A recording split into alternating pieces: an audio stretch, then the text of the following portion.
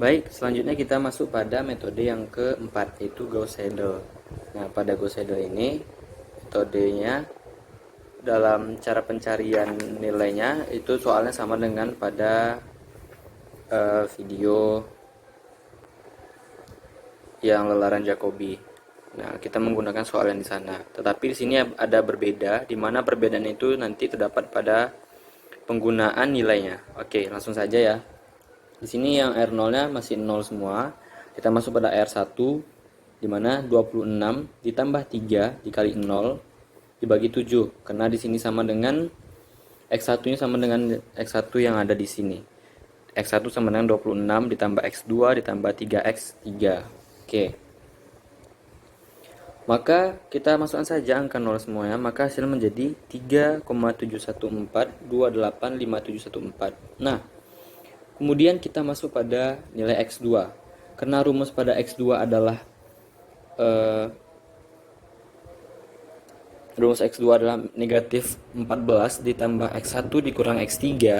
Nah, di sini nilai X1 langsung saja kita ikutkan yang ada di sini pada R1 itu juga. Berarti negatif 14 ditambah 3,714285714 dikurang 0 kita bagi 5. Maka hasilnya negatif 2,0,51142857.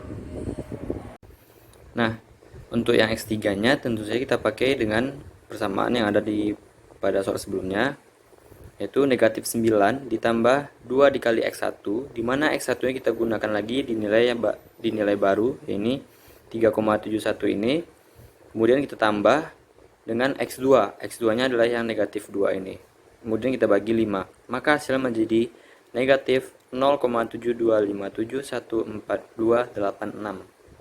Kita masuk pada R yang kedua, yaitu kita pakai yang X yang itu 26 ditambah. Di sini kita mencari X3-nya. Nah, X3-nya X2, dimana kita pakai X2 yang ada di sini, yaitu negatif 2 0,57142857. Kemudian kita tambah dengan 3 dikali X3. X3-nya kita pakai X3 yang pada R1-nya. Kemudian kita bagi 7, maka hasilnya menjadi 3,109387755. Kemudian pada X2-nya yaitu negatif 14 ditambah X1. Kemudian X1 kita tidak pakai lagi pada R1 ini, melainkan kita memakai X1 yang ada pada R2 yang baru ini. Kemudian kita tambah 3,109 dikurang dengan X3. X3-nya kita pakai pada X3 yang ini, karena dia belum ada nilai barunya, 0,725714286. Kemudian kita bagi 5. Maka hasilnya min 2,032979592. Oke.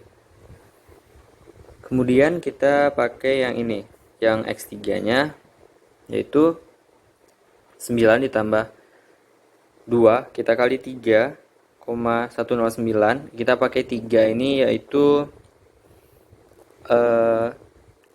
X1, kita pakai X1 yang ini. Kemudian kita tambah dengan X2. X2-nya adalah yang ini. Sehingga kita bagi 5. Kemudian dapat hasilnya yaitu negatif 0,9628400816. Nah, ini kita belum mendapatkan hasil terdekatnya dan kita akan lanjutkan pada di Excel. Oke, kita akan menyelesaikan soal dari metode Gauss-Seidel karena tadi kita sudah membuat yang manualnya. Sekarang kita coba menyelesaikan pada Excel-nya. Nah, tentu saja kita coba selesaikan. Tadi sudah ada 0, 0, 0, 0.